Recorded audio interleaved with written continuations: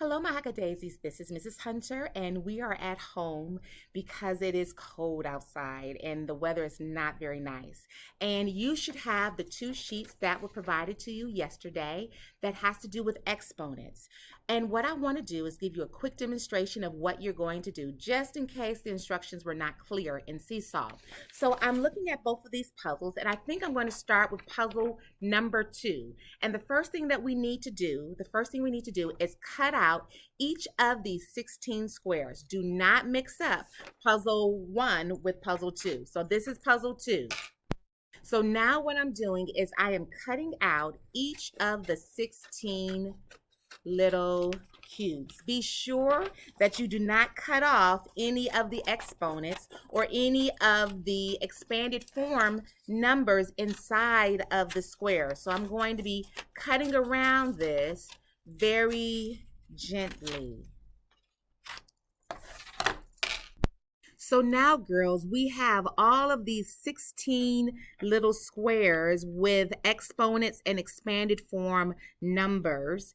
And what I would like to do is try to connect the numbers to the actual expanded form to the exponent numbers. So I have a 3 squared at the top, and I know that means 3 times 3. So I'm going to find 3 times 3. Because this is 3 squared and this is 3 times 3, I'm going to tape these pieces together.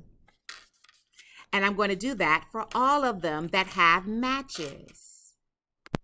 So now, girls, I have put together 6 of the 16 squares that should go together. And this is an example of what you're doing. So by the time you're done, all of your pieces should be a 16. You should have all 16 pieces together.